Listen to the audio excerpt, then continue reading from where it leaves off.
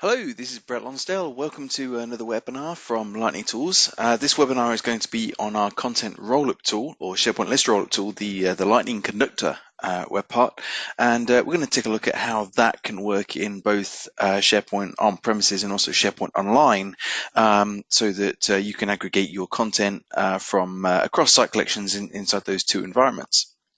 Before we get going, just for those of you that are new to Lightning Tools, I just want to give a quick introduction as to who we are, and then we'll jump straight into the product. There's most of this session is going to be a demonstration, so very few slides, and hopefully you'll be able to get a good understanding of what the Lightning Conductor can provide for you. So Lightning Tools, we were founded by myself actually back in 2007. So we're just coming up for 12 years, providing tools and web parts that fill gaps in Microsoft SharePoint. We have our code and our coding practices certified by a company called Rencor, which certify our code up to ISO standards. So for things like content aggregation, that's very important because when you're aggregating content, that's very memory intensive and so on. So we've followed all the best practices to ensure that we optimize both the performance of the Lightning Conductor when we're aggregating that content, but also follow practices as far as memory leaks and things like that when we're working with the APIs. We're certified by Rencor, and our product range, we don't provide services. Our products are sort of specific to SharePoint, and they range from permissions management to data visualization tools such as our data viewer and charting. We also have an enterprise discussion forum product called Social Squared, as well as permissions management. If you're around for last week's webinar, you'll have seen the permissions management tool in action in both SharePoint Online and SharePoint on premises. In 2 weeks' time, we have the webinar on Social Squared, the enterprise discussion forum tool, so you'll be able to see that in action as well. A couple of other products. We also have a tool called Lightning Forms, which allows you to go into SharePoint lists and customize the new form or the display form and the edit form. So you can go through and add logic and change the layout of those forms. So if you need business logic, then you can add those or that into it. And then, of course, the Lightning Conductor, which is what we're going to be taking a look at today, and how we can use that Lightning Conductor to aggregate your content. So that's basically what we provide. My name is Brett, and I'm recently awarded the Microsoft Office and Office Servers and Services MVP. I'm also an author, mostly around business connectivity services and the business data catalog, which is where we started as an organization, and also I'm one of the hosts on techsplaining.net. So if you haven't listened to techsplaining.net before, then it's a pod show where you can go through and listen to our sort of points of view and explanations around different technologies, including Office 365 in there as well. We are very fortunate to be having Vesa Jumanen on a call next week on the pod show, so look out for that one.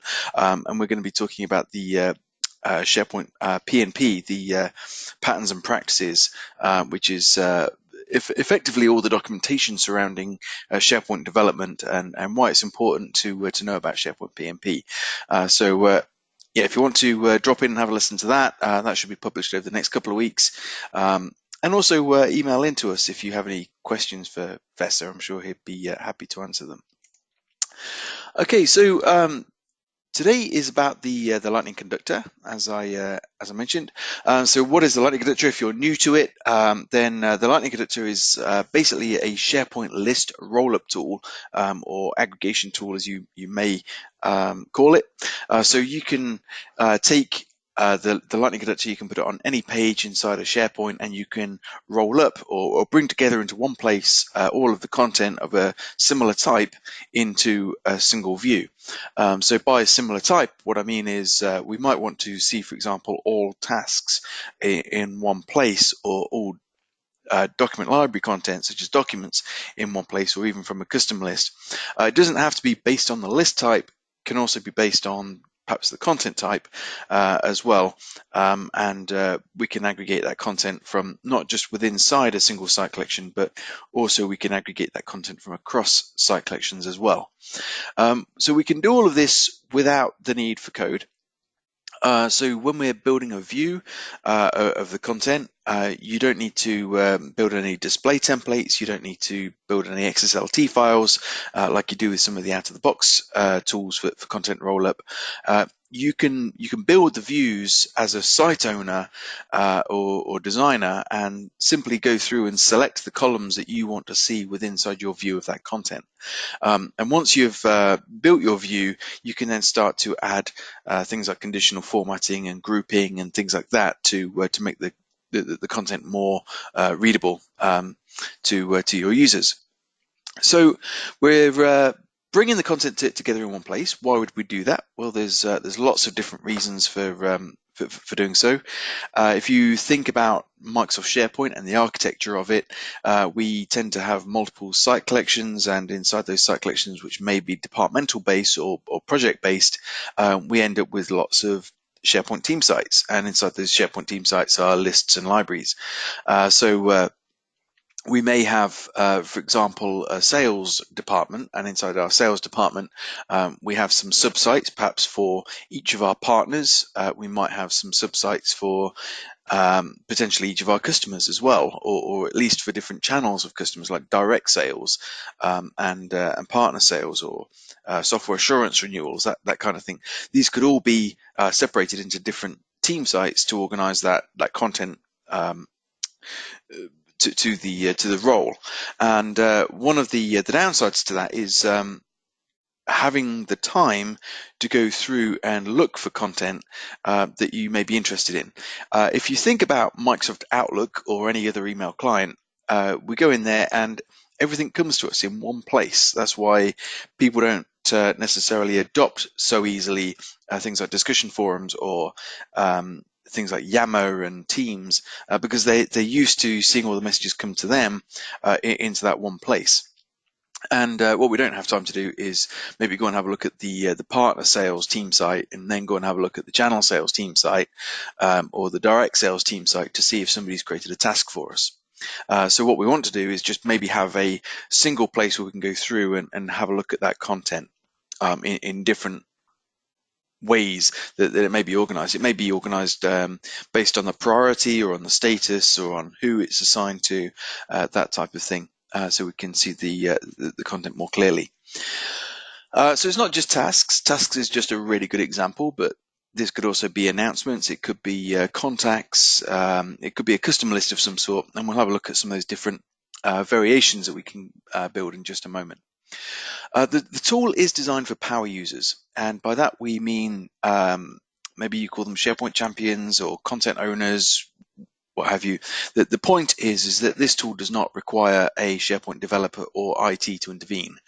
It's designed there for somebody as the owner of a team site to say, hey, I want to go and build a view for my users where they can see this content coming perhaps from some other sites that they have access to build a dashboard of that information. So that's exactly what they can do, and it's easy enough for them to understand where they can go through and build those views, but also powerful enough where they can actually do some really cool stuff, such as the conditional formatting and so on, and don't need to know any code in order to achieve that. So sometimes those departments spread multiple site collections. Sometimes you don't need to go outside of a site collection, such as if all of those sales sites that I mentioned were all inside the same site collection, then great, you just aggregate it from the current site collection. However, you may have, let's say, a central site collection for the whole organization, and then different departments are in different site collections. And then using, let's say, the announcements list, you want to display on the corporate homepage announcements wherever they're coming from, whether it's coming from human resources, whether it's coming from sales, whether it's coming from operations, it doesn't matter. Maybe we can show the top 10 announcements in one location, and yeah, it can be visible for the whole company to see. We can also build views, like I say, without the need for code. So you can, as a developer, get involved if you want to. So we can build XSLT views, you can also build JSON views, but most of the time that's not a requirement, and we'll be taking a look at that as we go through. So different scenarios, how our customers are using this product. Quite a lot of them do use it for tasks. So they are building task views in one, building or displaying their tasks in one view. And you can actually have multiple views inside the same web part instance. So one of the things you might want to do is highlight overdue tasks, obviously, or see tasks that are assigned to you specifically, or even display your tasks in a calendar format, which is something else that we can do as well. It doesn't always have to be in that grid format that you would expect from a SharePoint list. There's other formats that we can present the data in, which come built into the product, which we'll be taking a look at. We can also show documents. So again, rather than just a list of documents, it might be documents that you created, documents that you modified, documents that were recently created, or documents that are grouped by a particular piece of metadata, and that includes managed metadata. So we can group by that, or we can filter on it as well, so we get a really meaningful view of that content. When we're also aggregating documents, one of the nice things we can do is also maintain the folder structure. And a lot of the out-of-the-box Rollup tools will flatten the hierarchy of the folders. So you are just seeing the folder itself as an entry along with documents, but all of the documents are effectively taken out of the folder to be shown in the root. We give you the choice of doing one or the other, so you can actually have the folder structure maintained if you like. So if you are rolling up from multiple document libraries, you can expand and collapse those folders still, even when the content is being aggregated. You may also want to aggregate from custom lists, which is something we can do. If you're doing that, I'd highly recommend using content types. So otherwise we can't distinguish between different custom lists. You may have a custom list for one job and another custom list that has completely different columns for another job. But as far as the Lightning Conductor is concerned, it's a custom list. So if you want to have that content uniformed that's being aggregated, then the content types are a way to then effectively filter that content so that you're seeing the content of what one nature, if you like. Another common use is also a contacts list. So you can maintain a contact list in one site. You don't have to duplicate that content. You can just display it in other sites. So there can be a central contacts list being displayed elsewhere. Also, just to mention before we move on, the Lightning Conductor also works very well with two of our other products. One is the charting tool. So if you are building a dashboard, you can also chart on the content that's being aggregated. So you could build maybe pie charts showing how many tasks are in progress, how many tasks are completed, etc.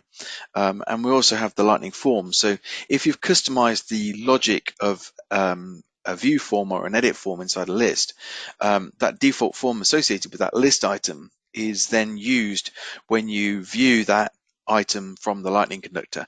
Even if you're in a completely different site collection, we open it up in context, and your modified form will display when you open up that list item. Okay, so why the Lightning Conductor over other tools? So a few things that are unique to the Lightning Conductor. One is we don't require the publishing feature to be turned on. So you can add this onto any SharePoint page, any SharePoint team site. If you're using SharePoint 2013 or even 2010, and you're just using SharePoint Foundation, therefore you don't have publishing, you can still use the Lightning Conductor to aggregate that content. Doesn't require the development of XSLT or display templates, as I mentioned. You can have multiple views inside the same web part instance. Now, what we've found is a lot of our customers wanted to maybe show things like the top 10 news articles, top 10 announcements, some documents and some tasks, and they had these as separate web parts on a page, and that was obviously slowing down the load time of that page because there's just so much aggregation going on. Whereas what we can do with the Lightning Conductor is actually say, well, I'm going to put a single instance of the Lightning Conductor on the page and have different views. And that could be variations of the same list type being displayed, maybe in different sort orders, different filters applied, or even different columns displayed. But also we can take or build views from other types of content as well, such as document libraries, showing against tasks and things like that. The conditional formatting allows you to then highlight that content without using any code. So that's really key for just being able to view. Obviously, if you're looking at just a grid of data, it looks like a grid of data. You've almost got to read every single line to be able to spot trends, or to be able to spot anything that's maybe a key financial indicator or a key performance indicator. You want something to stand out because you're low in stock, or there's a high priority task that hasn't been started yet, or something like that. So through the conditional formatting, we can make that content stand out to the end user without them having to read in detail the content. Okay, so let's take a look at it. So basically, the Lightning Conductor is available for both SharePoint on-premises and SharePoint Online. It's very similar to use in both environments. I will point out some differences, but yeah, you can use it to aggregate the content in both. There's 4 tabs to basically work through in each. The first one is all about configuring what type of rollup provider you're going to be using, how you're going to build your display, whether it's using one of the built-in displays or whether it's going to be using the grid view. So you can select that type of thing. The data source tab is all about where is the content going to come from. So you're building your query as such. And then the columns tab is simply which columns do you want to display. So that's building your view. And then the final tab, the display tab, is all about, if you like, making that view look nice. So that's where the conditional formatting, the grouping and all of that stuff comes into it. So let's take a look. I'm going to jump here into SharePoint on-prem first of all, and then we'll also take a look at SharePoint Online. So SharePoint Online, I've got a view already created. So we'll go through how that was created in just a second. SharePoint on-prem, I'm just going to simply start from scratch because this is a good scenario. And to take you through the scenario, let's just simply take this URL here.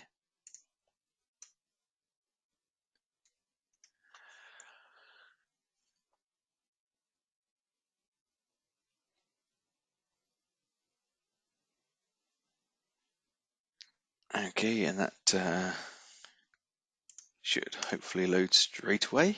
It's got to think about it for a second for some reason.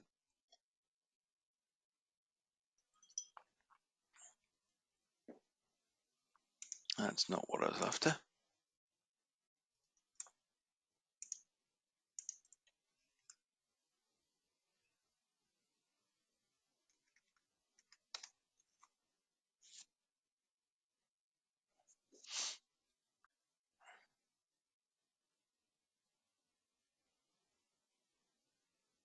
Okay, that's a bit better. All right, so so what we've got in this Contoso organization, you'll notice there's a sales team site. So if we navigate to the sales team site,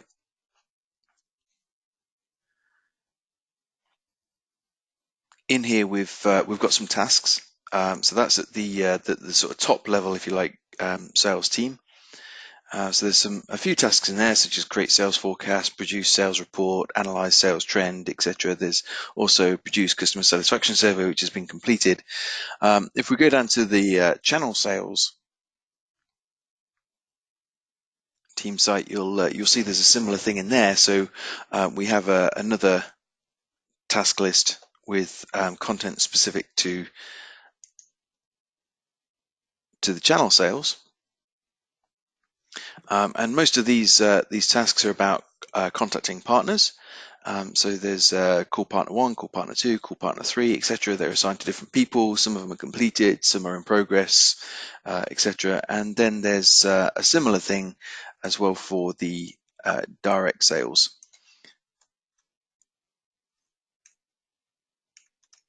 So we'll just take a quick look at that, and that will hopefully make it more meaningful as to what we're doing here when we're aggregating the content.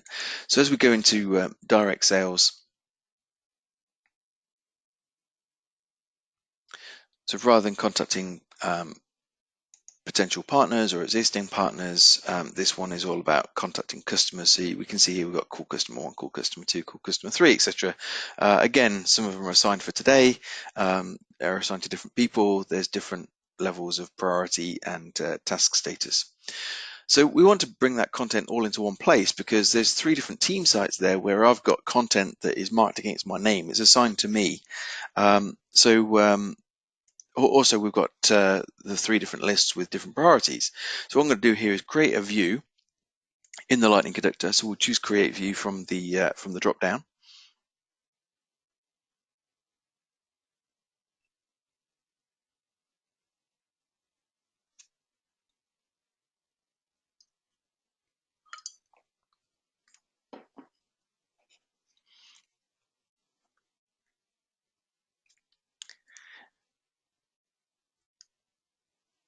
And of course, what was a nice speedy machine just seconds before I started the GoToWebinar has decided to slow up a little bit. But okay, so let's have a look. So in the Lightning Conductor, we're going to go to the Web Part tab. And on that Web Part tab, notice we can provide a view title. So in here, we'll call this one All Tasks to begin with. So we can give it a name. We can set the view priority. So that's just basically controlling the menu for the views. And we can also build personal views as well. So if you want to build a view that shows up only for you, then you can do that just like you would do inside any ordinary SharePoint list. We've got the type of rollup provider and the type of display provider. We'll cover some of these a little bit later on, but the grid view is the display provider that we're going to use. There is also an XSLT view or a JSON view that we could also use if we want to. Okay, so once we've specified that, we can go onto the data source tab.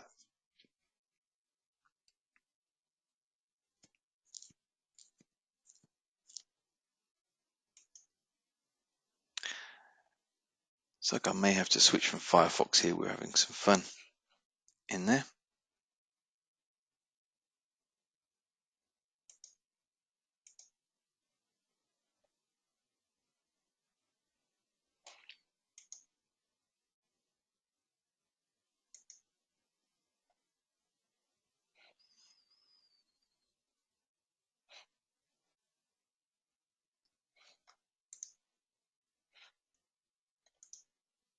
Just bear with me one moment.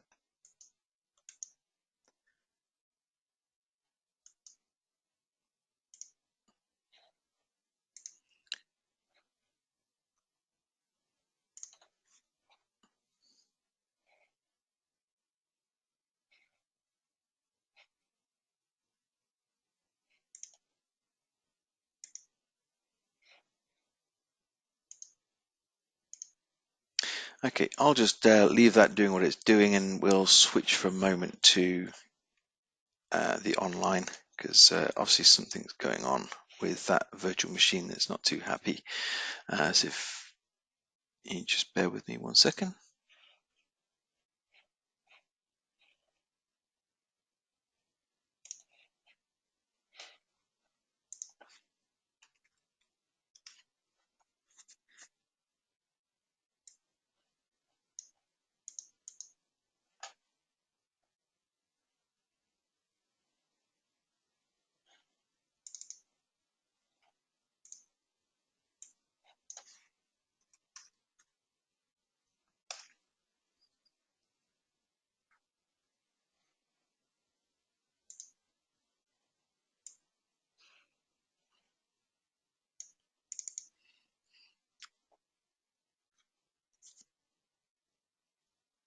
Okay, so we'll carry on with this demo in the online version for now, and hopefully whatever's just kicked off inside that virtual machine will have finished by then.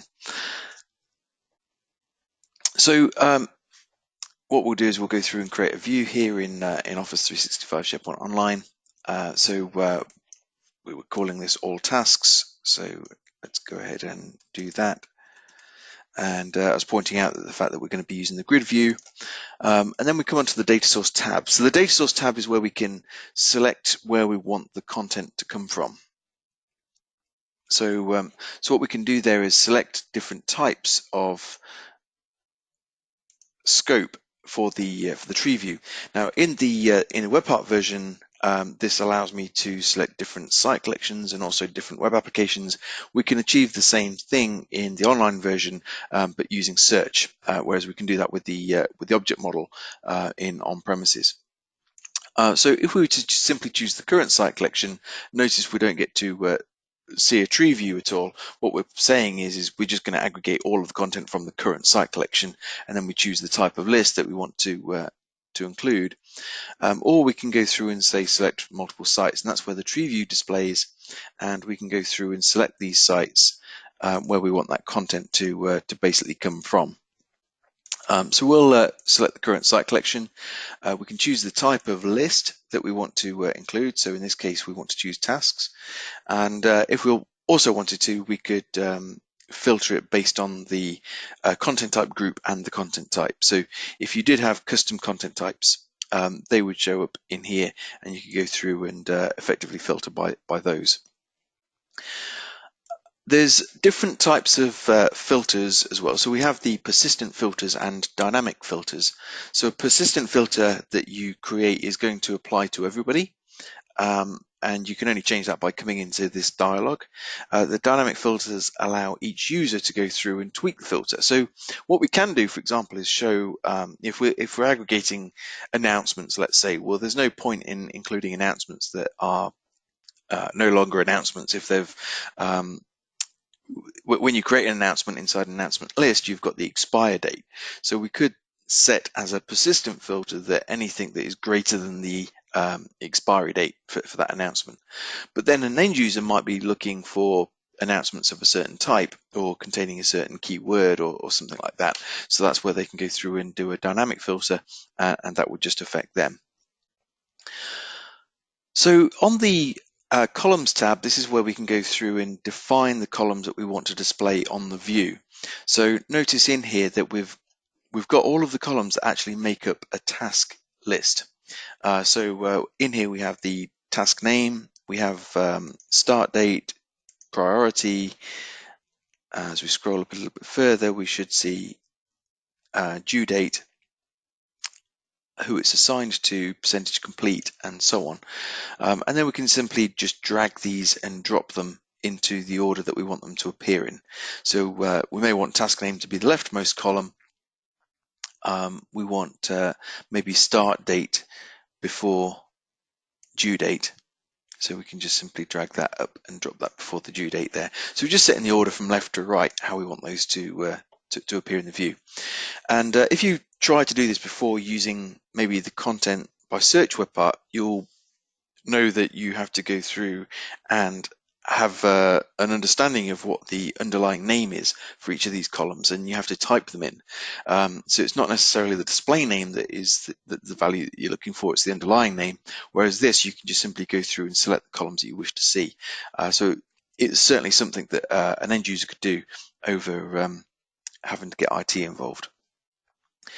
So they're the columns that we want to create. We can change the sort criteria. So in here, let's just say I was sorting by more than one column. Just like reordering the columns, we can reorder the primary and the secondary sort. And we can do that with grouping as well, which we'll see in just a moment. There's filters. So these are the persistent filters. So in here I could say, well, I don't necessarily need to show the fact that the task is completed, but what I might want to do is still filter on that column. So by selecting the filter icon, notice I can set the operator to equal to and simply tick that to say show completed items or not. If we went to something like the assigned to field, then notice that we get a me checkbox in there as well. So this is how we can start to build views of dynamic content. So if the task is assigned to me, it will display inside the results, and me being the person that I'm logged in as. And that same thing works with things like the dates as well. So if we chose the start date, we can select today as an operator, and then we can make that negative as well. So if I wanted to show tasks that were meant to be started in the last 7 days, that's how we would do it. in that configuration there. Now you can also filter across columns as well using the Lightning Conductor. So to do that, we click onto the filter icon, or the advanced filter icon, and this allows me to add multiple levels of conditions. So we can add a new filter condition or more than one, and this effectively becomes a group.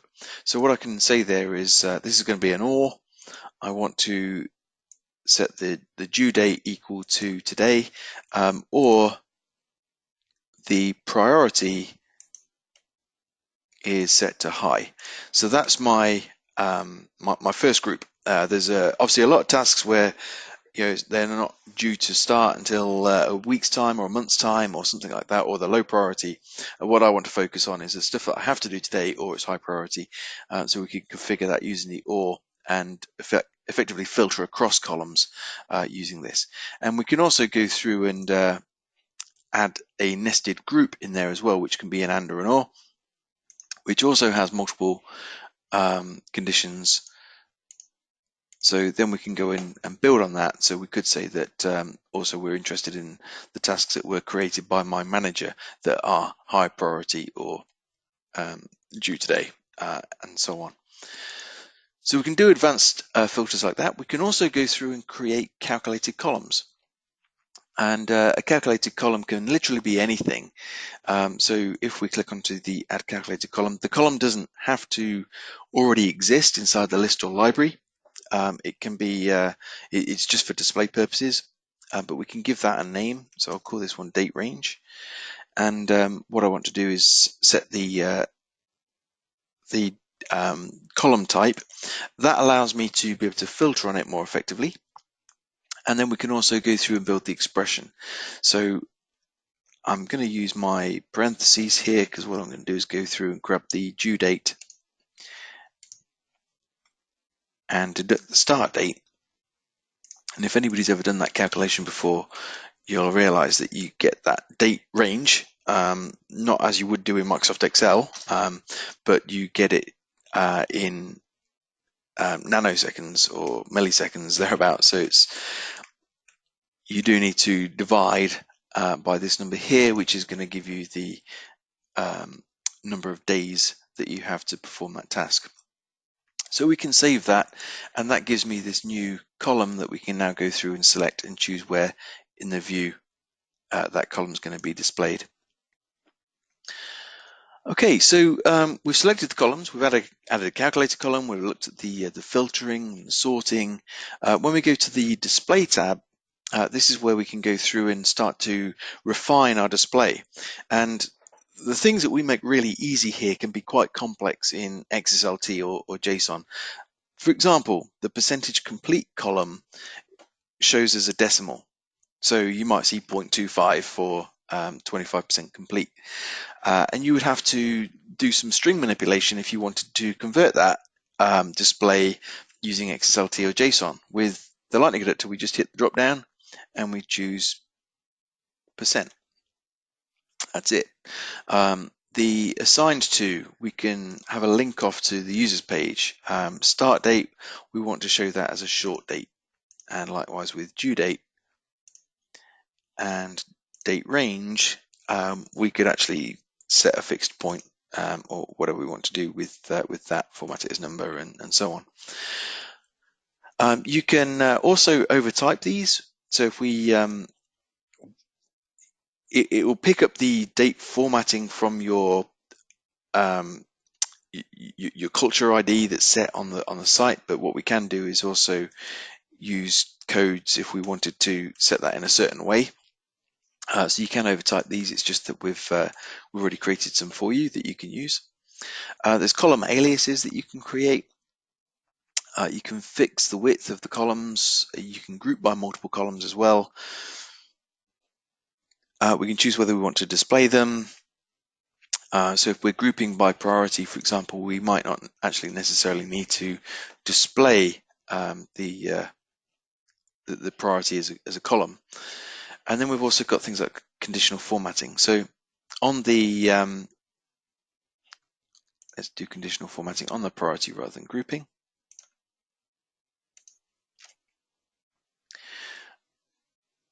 So here we can apply conditional formatting to a cell value or to the entire row. So if I choose the entire row, we can change then the fore color or the background color. So we'll go with purple there. We can make it bold, etc., and then we can set what is a high priority condition. So that condition must be met in order to display it in purple. And just like the advanced conditional formatting, what we can do is notice this is an and or an or.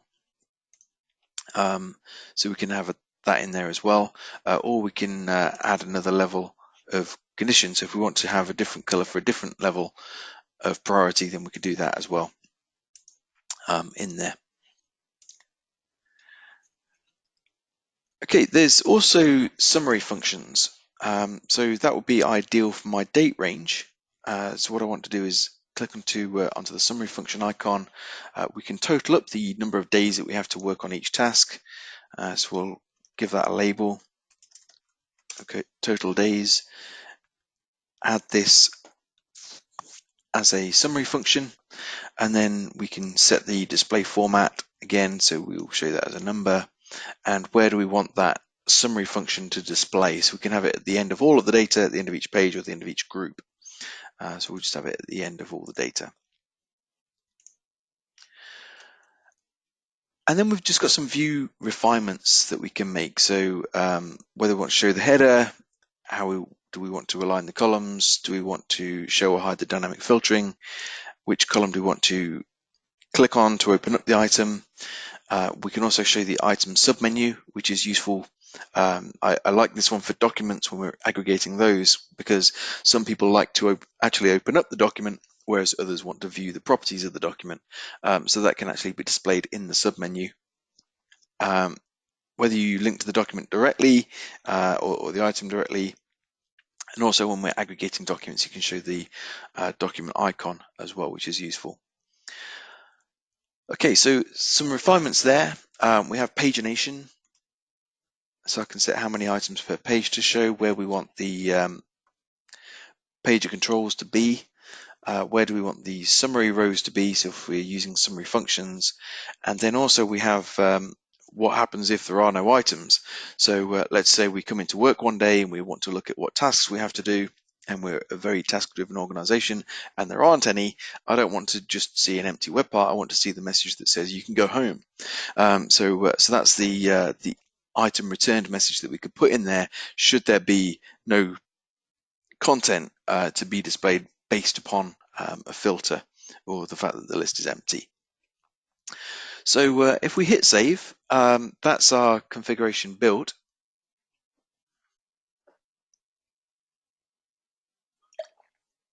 And as you can see, we've now got our tasks aggregated in the view that we created with the conditional formatting, showing us all the high priority tasks and so on.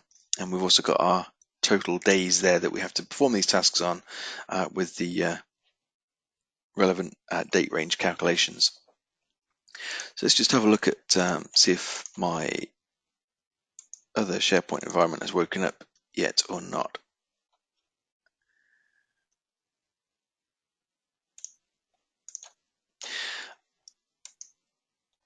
Okay, so hopefully we can contrast this with the on-prem version. So here, notice we have more options. So in on-prem, we can aggregate from the current site collection. We can also go across multiple site collections.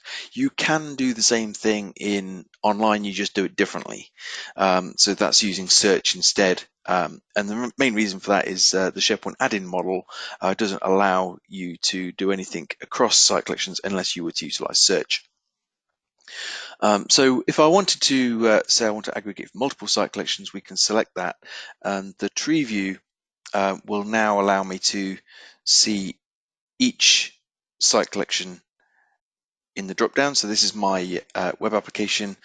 When I expand that, I'll see every site collection that makes up the web application. So we can choose entire site collections in there, or we can also choose multiple sites in the Rollup, and that will still render all of the site collections. So I can pick and choose which sites I want to include inside the query, even though we just displaying it to site level. So now when I expand the web application, I'll expand Contoso here, and as we expand the top level site,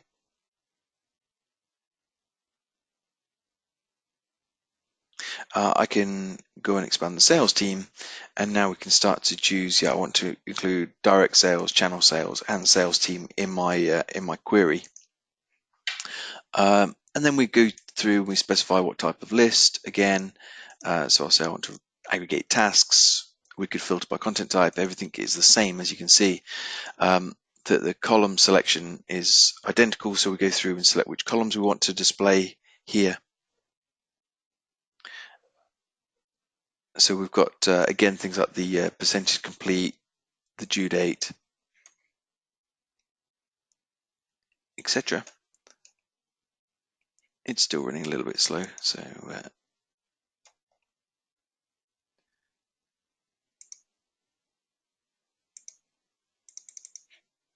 yep, not responding too well, but yeah, we've got the same selection, so you can go through and build your view, select the columns, set the conditional formatting, summary functions, display format, etc. And then finally, you get to refine that display. So sorry, a shame that's not playing ball for me. So the first thing to do is select your scope, where you want that content to be aggregated from. We can then build the view, selecting the columns, refining the view as you saw. You get your results in a grid view, but then we've also got these other display formats that we can work with as well, including things like the calendar view, and there's another one which is a tile view that you can use for documents. So if we just go back to the online version, in the drop down here, I've already got a documents view created, so I can go through and select documents, and as we scroll down, you can see I've got 97 pages of documents there being returned, each one I think returning 100 documents.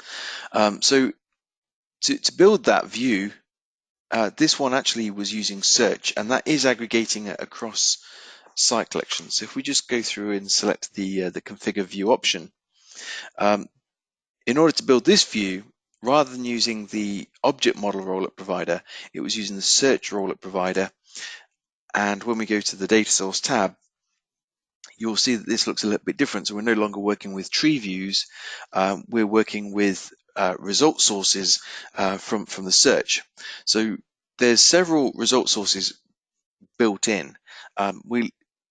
And with this, it's very much a different mentality. With the object model, we're saying, I want to roll it from these sites in these site collections that match this list type or this content type.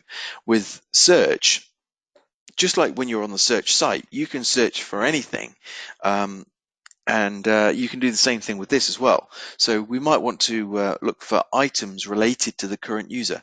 That could well bring back tasks. It might also bring back documents and so on. So you can have this sort of mashup of different list items being returned as a result of using the search instead. But also, if you want to still limit it down to a content type, you can do that. So that's exactly what this is doing. It's looking for items matching a particular content type, and under the content type ID, we simply go through and select what type of content we're returning. So this is where we can choose document as an example. And if you were to use info path forms, you can use that. You've got the content coming from those. We can return every single type of list, so announcements and tasks, etc. I'm just going to use document. So we can set that. We could also change the scope. So this is where you can build in your what site collection or what sites the content is coming from. And then we're into the columns again. So this is simply going through and selecting the title, the author, and the size of the document. And we've got other managed columns as well. Now this again is a little bit different to just simply selecting the columns from a list. This is using the managed properties. So that's using them in the same way that search would use them.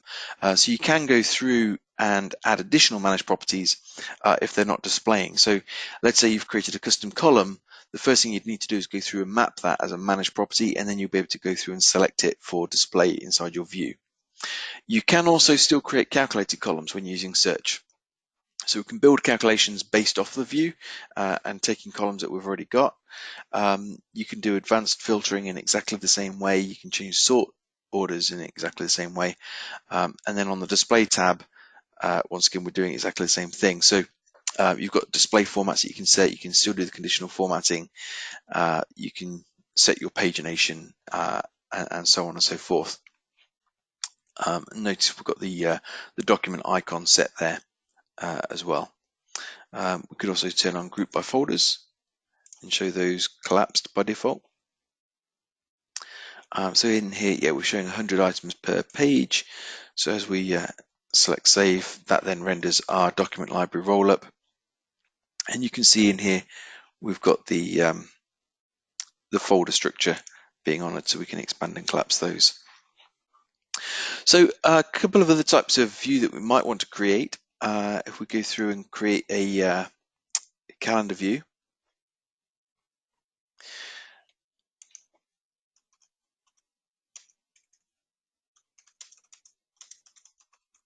So I'm just going to call that tasks in the calendar. So we'll use the object model again. We'll select the XSLT display provider. The data source, I'll leave that coming from the current site collection. We want to aggregate tasks. The columns tab is somewhat relevant because the view is kind of already built for us, but we can still go through and select these if we want to filter the content as well. And then on the display tab, notice that we've got these built-in views, and one of them is the calendar. Now you can take that calendar XSL file and you can customize it if you like. So we can select it here. You can also do some conditional formatting and things like that inside that calendar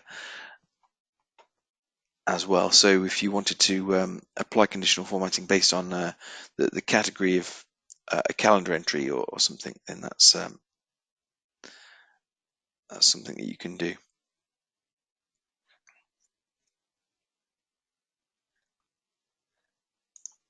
Okay, so we've got our calendar displayed, and if we go back through the months, we should see some content showing somewhere where those tasks were coming from. But anyway, you've got the month view, we've got the week view, we've got the day view, all of which you can display those task items inside this particular view. Okay, so that just gives you an idea of the sort of thing that you can achieve. Like I say, there is the things like the tile view as well. There's an announcement view that's built into the product. As far as where we're going with the Lightning Conductor, we will be releasing in September a completely new version, and the reason for that is it's built into the SharePoint framework and will eventually replace the web part version that you see in on-prem, as well as the add-in version that we have for online. One of the benefits is working with modern pages. So although you can use the SharePoint add-in currently in a modern page, there are a few problems with it because the SharePoint add-in model wasn't designed to be used on a modern page. So in order to do that properly, we're using the SharePoint framework instead, recreating the web part. And that allows us to also improve the things that we could do with it. So we'll be able to work with hub sites, which are a new thing in Office 365. We'll also be able to work with web part connections, which we can't do currently in the add-in, but we can in the full trust web part for SharePoint on-prem. We have the modern configuration, which is going to be a lot more simpler, so you don't always have to go into the dialog box to add a new column. If you want to simply display another column inside your aggregated view. And then we've also got things like the conditional formatting improvements. So rather than just being a change of color for the background and the foreground, we can also do other things as well, like select different icons. For display, you'll be able to work with things like data bars and trends. If you've looked at what you can do with column formatting now in Office 365 in modern lists, effectively you'll be able to do the same thing with that, except for you won't be required to write JSON. You'll be able to do the same thing just simply by going through it and selecting perhaps which icon you want to display. If, for example, you could display a tick if the task is completed, and you can show across if the task is not completed, things like that. So it just gives you that a bit more sort of flexibility for conditional formatting. So that will be launched in September. In the meantime, the product is available, like I say, for on-prem and also online. I'm going to make it available for you to ask any questions now. So if you do want to ask questions, you can raise your hand using the GoToWebinar software. So you should see that raise hand symbol. Or alternatively, you can email us. So you can email me on brett@lightningtools.com. I'm happy to answer any questions that way. If you haven't done already, you can also download a trial. Just by visiting lightningtools.com, you'll be able to see a link there to the App Store, or if you just go to the App Store directly and search for Lightning Conductor, you'll be able to download it also from the App Store there, for the online version at least. And also you can email sales@lightningtools.com if you want a private demonstration, so we can go into a bit more detail and go to your exact requirements. Okay, so if anybody's got any questions, feel free to raise your hand. I see one raised hand. So this is Ruben from Rico. So Ruben, I'm just going to unmute you now. All right, thank you. Hi. Can you hear me? Yes, I can. Yeah. Hi. Okay. When looking at a task, a list of tasks in a roll-up view, if the user clicks on the task name, does that take them into that task form? Yeah. So which version of SharePoint are you using? We are 2013. Okay, so great. So one of the things with 2013, if my image will allow me to show this, is that you can open up the item in context, and that, I'm afraid, still seems like it's hung. Basically, if we've got the results, it doesn't matter where that task is coming from. The task might be coming from a completely different site in a different site collection. We don't want your user to get lost in SharePoint. So when you click onto the item, it's basically going to open it up in a dialog on the page, showing the view of that task, the same form that is associated with the task itself. And they'll see the ribbon as well, so they'll be able to click onto edit item and edit that item if need be. Terrific. And then one other question. If you've set your scope for just the site collection, if we wanted to do group by the sub-site names, is that possible? So let's say there's project 1, 2, 3, 4, 5. Can we group by project 1 through 5? You can indeed, yeah. So what we do is we render different types of columns. So you'll see that there's the site and the web. So site being site collection, web being site. And you've got the URL as well as the title. So maybe I can show you. Let's see. So if we choose tasks in here, I'm just going to say from the current web application will be fine. Oh, it's working fine now, as you can see. So let's get to the columns tab, and we'll see all the columns that are specific to the task list. But what we also get to see are things like content type, and we've got the parent list title, parent web name, etc. So you can group by those as well. So yes, you'll be able to see all the tasks associated with each container. Cool. Thank you. That's okay. Maybe if we're lucky, if I just simply, it's not going to let me select. I don't know what's going on with this, but yeah, there is some demonstrations that we can show you on the site. So I'll follow up with that so you can see that, open it up in context, working as well, which should be useful. But yeah, thank you for the questions, Ruben. Thank you, Brett. Okay, I don't see any other raised hands. So once again, if you do have any questions, just simply raise your hand. I'll be happy to unmute you and you can ask your question. But otherwise, like I say, feel free to email me on brett@lightningtools.com and I'll be more than happy to answer your questions there. So thank you very much, everybody, for joining, and hopefully I'll see you on next week's webinar when we demonstrate the Social Squared discussion forum tool.